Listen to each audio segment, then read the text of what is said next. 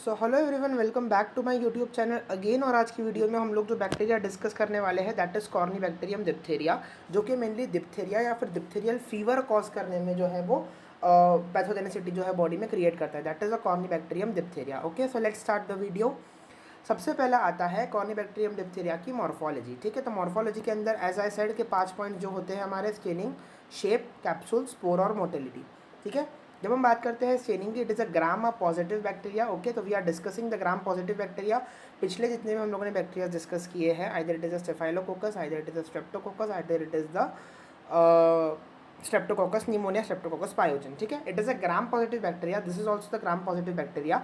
लेकिन उनमें और इसमें फ़र्क क्या है कि हम लोगों ने वो जो 3 बैक्टीरिया डिस्कस किए थे that is a coccus bacteria, that is a spherical shape bacteria, but this is the rod shape bacteria, it is a bacilli. Okay, so Corynebacterium diphtheria is not a coccus, it is a bacilli, it is a rod shape bacteria. Okay, तो ये staining और shape हो गया। उसके अलावा capsule, spore या motility की बात करें तो ना इसमें कैप्सूल होता है, ना इसमें कोई स्पोर होता है, ना इसके अंदर कोई भी तरह की मोटिलिटी होती है। सबसे इंपॉर्टेंट क्या है, इसका अरेंजमेंट। ठीक है, इसका अरेंजमेंट। तो ये हमारी क्या है, माइक्रोस्कोपिक स्लाइड है, और इस माइक्रोस्कोपिक स्लाइड के अंदर ये जो है ये बैक्टीरियाज है। ठीक है, ये जो है ये बैक्टीरियाज है, और ये कौन से बैक्टीरियाज है, ये कॉर्नीबैक्टीरियम डिप्थेरिया है।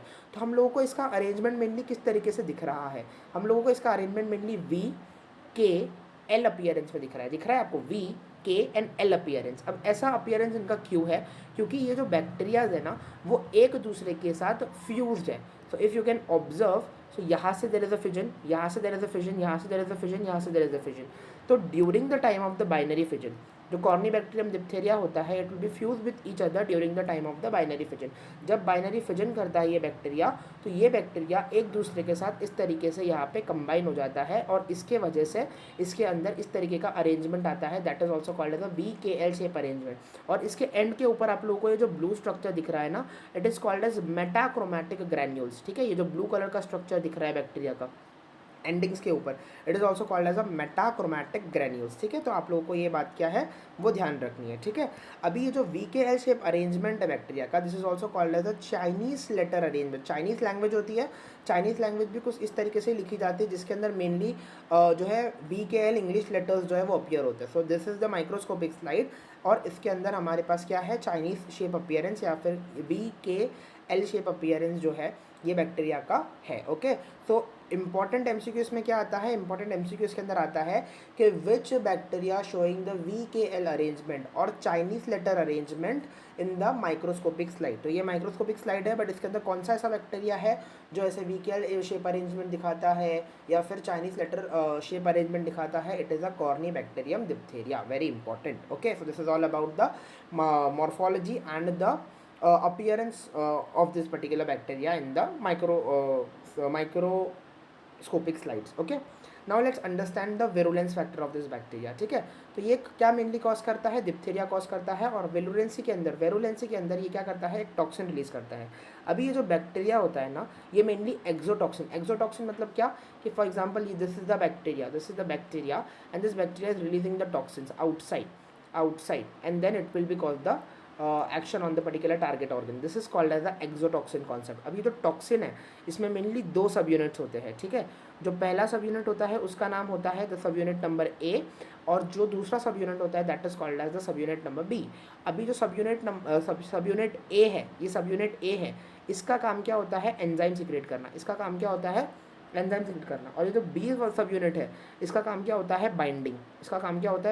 ठीक है, B for binding, B for B subunit. तो बी सब यूनिट का काम जो है वो बाइंडिंग का हो जाएगा, और ए सब यूनिट का काम जो है वो एंजाइमेटिक सिक्रीशन का हो जाएगा। ठीक है, तो for example this is the bacteria. ठीक है, इस बैक्टीरिया ने एक टॉक्सिन को रिलीज़ किया, ये कॉर्नीबैक्टीरियम डिप्थेरिया का जो है वो बैक्टीरिया है, इसने टॉक्सिन रिलीज़ किया। इसके अंदर हमारे पास 2 सब यूनिट्स है। ठीक है, ये पूरा एक टॉक्सिन है, इसके अंदर 2 सब यूनिट है, A and B, and this is the target organ. तो इस टारगेट ऑर्गन के ऊपर इस टॉक्सिन को जाके बाइंड करना है, उसके बाद इसकी एंजाइमेटिक एक्टिविटी सीक्रेट होंगी जो कि ऑर्गन को अफेक्ट करेगी। तो बाइंड कौन होगा, बी सब यूनिट बाइंड होगा। कौन बाइंड होगा, बी सब यूनिट। एक बार यहाँ पे बी सब यूनिट बाइंड हो गया तो फिर ए क्या करेगा, उसके एंजाइम्स छोड़ेगा, ए उसके एंजाइम्स छोड़ेगा और फिर यहाँ पे ऑर्गन का डिस्ट्रक्शन होगा। इस तरीके से ये पर्टिकुलर टॉक्सिन जो है वो काम करता है। ओके, सो यहाँ पे मैंने वही लिखा हुआ है कि ये क्या करता है, एक्सोटॉक्सिन सिक्रेट करता है, जिसके दो फ्रेगमेंट्स है ए और बी, जिसमें से बी का काम क्या होता है, बाइंडिंग करना टारगेट सेल्स के ऊपर, और ए का काम क्या होता है, एंजाइमेटिक एक्टिविटीज़ को शो करना। ओके, एंजाइमेटिक एक्टिविटीज़ को शो करना। अभी टारगेट सेल्स कौन से हैं, टारगेट सेल्स जो है वो मेनली हमारा हार्ट है, एडर्नल ग्लैंड है और नर्व एंडिंग्स है। इन तीन मेन ऑर्गन्स के ऊपर ये पर्टिकुलर एक्सोटॉक्सिन्स का जो बी फ्रेगमेंट है वो जाके बाइंड होगा और ए फ्रेगमेंट जो है वो टॉक्सिन रिलीज करेगा। किसके ऊपर, हार्ट के ऊपर, एडर्नल ग्लैंड के ऊपर और नर्व एंडिंग्स के ऊपर। This is the three main important organs which having the affection from the toxin which is released by the Corynebacterium diphtheria. Okay, let's move ahead. तो डिप्थीरिया के अंदर मेनली कौन से तीन ऑर्गन कंस्टिट्यूट करते हैं, heart, adrenal gland and nerve endings. Okay, अभी हम बात करते हैं पैथोजेनिसिटी की। तो कॉर्निबैक्टीरियम डिप्थीरिया के कुछ लोकल इफेक्ट्स हैं और कुछ सिस्टमिक इफेक्ट्स हैं। ठीक है, what is the local effect of Corynebacterium diphtheria. Corynebacterium diphtheria जो है वो ड्रॉपलेट इन्फेक्शन से स्प्रेड होता है, और ये जो बैक्टीरिया है ड्रॉपलेट इन्फेक्शन से स्प्रेड होता है, मतलब क्या कि रेस्पायरेटरी मेनली। तो जो भी ड्रॉपलेट्स एयर में है, जब पेशेंट उसको इनहेल करेगा तो मेनली रेस्पायरेटरी अफेक्शंस, अपर रेस्पायरेटरी ट्रैक में जो अफेक्शन दिखता है वो ये बैक्टीरिया जो है वो कॉज करेगा। तो मेनली ये बैक्टीरिया कहाँ पे जाके अटैच हो गया, टॉन्सिल्स पे जाके अटैच हो गया। ठीक है, टॉन्सिल्स पे जाके अटैच हो गया और टॉन्सिल्स के ऊपर क्या कर दिया इसने, इसका टॉक्सिन सिक्रेट कर दिया, जिसकी वजह से जो टॉन्सिल्स के टिश्यू है उसमें नेक्रोसिस हो जाएगा, नेक्रोटिक डेबिटरीज फॉर्म हो जाएगी और उसके साथ साथ कुछ आरबीसीज दिखेंगे। ठीक है, तो for example this is the nose of the particular human. Okay, और ये जो है ये हमारा क्या है, कॉर्निबैक्टीरियम डिप्थीरिया है, जो कि ड्रॉपलेट में एयर में अवेलेबल है। अब ये कॉर्निबैक्टीरियम डिप्थीरिया को नेजल से इनहेल किया गया और ये कॉर्निबैक्टीरियम डिप्थीरिया का जो बी फ्रेगमेंट है, टॉक्सिन जो रिलीज हुआ उसका जो बी फ्रेगमेंट है वो यहाँ पे टॉन्सिल्स पे जाके अटैच हो गया, और जो ए फ्रेगमेंट है उसने एंजाइम रिलीज कर दिया। तो अब ये टॉन्सिल्स का डिस्ट्रक्शन करना शुरू करेगा, जिसके अंदर टॉन्सिल्स जो है उसमें सबसे पहला क्या होगा, नेक्रोसिस होगा। और कोई भी चीज़ की नेक्रोसिस होता है तो नेक्रोसिस के साथ साथ उसकी नेक्रोटिक डेबिटरीज जो है, नेक्रोटिक डेब्रीज फॉर्म होती है, और उसके साथ साथ वहाँ पे कुछ आरबीसीज, न्यूट्रोफिल्स वो सब भी आ जाते हैं। तो ये जो नेक्रोसिस हुआ, नेक्रोटिक डेब्रीज बनी और आरबीसीज है, ये तीनों चीज़ जो है वो कंस्टिट्यूट करके एक मेम्ब्रेन बनाती है, जिसको हम बोलते हैं pseudo membrane, it is not actually a membrane but is a pseudo membrane. तो टॉन्सिल्स के अंदर मेनली, टॉन्सिल्स के ऊपर मेनली हम लोगों को एक सूडो मेम्ब्रेन स्ट्रक्चर दिखता है, जो कि एक वाइटिश अपीयरेंस होता है। टॉन्सिल्स के ऊपर एक वाइटिश कवर होता है, that is the pseudo membrane of the tonsils. और वो क्यों हुआ है, क्योंकि टॉन्सिल्स के ऊपर मेनली हमारा कॉर्निबैक्टीरियम डिप्थीरिया जो है उसने अफेक्शन किया है। तो ये लोकलाइज्ड है, सिर्फ टॉन्सिल्स के ऊपर there is a formation of pseudo membrane. Okay, this is the formation of pseudo membrane, this is the localized effect of Corynebacterium diphtheria. Second is the systemic effect. So from the tonsil now the toxin will be enter into the blood stream. This is called as the toxemia. Important बात ये है कि यहाँ पे septicaemia नहीं होता, toxaemia होता है। अभी सेप्टिसीमिया में और टॉक्सीमिया में मेनली क्या डिफरेंस है मैं आपको एक्सप्लेन करता हूँ। तो ये मेरी क्या है, ब्लड वेसल्स है, ये है मेरे टॉन्सिल्स, ये है पर्टिकुलरली मेरा कॉर्निबैक्टीरियम डिप्थीरिया का बैक्टीरिया, और ये है उसके रिलीज होने वाले टॉक्सिन्स, एक्सोटॉक्सिन्स। ओके, तो अब ये पर्टिकुलर बैक्टीरिया अगर ब्लड में गया उसको हम बोलते हैं सेप्टिसीमिया, और अगर ये टॉक्सिन्स ब्लड में गए उसको हम लोग बोलते हैं toxaemia. In the Corynebacterium diphtheria वाला case there will be no septicaemia, मतलब यहाँ पे बैक्टीरिया एंटर नहीं करेगा but there is the entry of the toxins. तो अगर टॉक्सिन्स ब्लड वेसल में एंटर किए, it is called as the toxaemia. Okay, so mainly यहाँ पे क्या होगा, सिस्टम में लोकल इफेक्ट में क्या हुआ, ये टॉक्सिन ने क्या किया, यहाँ पे नेक्रोसिस किया, नेक्रोसिस की वजह से क्या हुआ, नेक्रोटिक डेब्रीज फॉर्म हुई और आरबीसीज आए। और ये जो नेक्रोसिस हुआ, नेक्रोटिक डेब्रीज फॉर्म हुई और आरबीसीज आए, ये तीनों ने कंस्टिट्यूट करके क्या बना दिया, एक सूडो मेम्ब्रेन बना दिया, जो कि पूरी टॉन्सिल्स को क्या कर देगा, कवर कर देगा। अब क्या हुआ कि ये जो बैक्टीरिया है इसके टॉक्सिन्स टॉन्सिल्स तक नहीं रहे, टॉन्सिल से अब ये माइग्रेट करेंगे ब्लड वेसल्स में। Now it will B start migrating towards the blood vessel. अब ये क्या करेगा, सिस्टमिक इफेक्ट देगा। जब तक ये टॉन्सिल्स तक था तो ये क्या था, हमारा लोकल इफेक्ट था। ओके, अब ये क्या कर रहा है, ब्लड वेसल्स के अंदर एंटर कर रहा है, and now it will give the systemic effect. तो सिस्टमिक इफेक्ट में mainly again heart, adrenal gland और नर्व एंडिंग, जो पीछे की स्लाइड में हम लोगों ने तीन ऑर्गन डिस्कस किए, हार्ट, एडर्नल ग्लैंड और नर्व एंडिंग, ये तीन मेन ऑर्गन्स के ऊपर ये क्या करेगा, अफेक्शन शो करेगा। This is called as the systemic effect of the Corynebacterium diphtheria का toxin, okay, it is a toxaemia not septicaemia. Corynebacterium diphtheria खुद बैक्टीरिया ब्लड वेसल में नहीं जा रहा है, उसके टॉक्सिन्स ब्लड वेसल में जा रहे हैं, टॉक्सीमिया हो रहा है, ओके। और मेनली हार्ट को, एड्रेनल ग्लैंड को और नर्व एंडिंग्स को ये अफेक्ट कर रहा है, और लोकलाइज में it will be having a pseudo membrane, okay.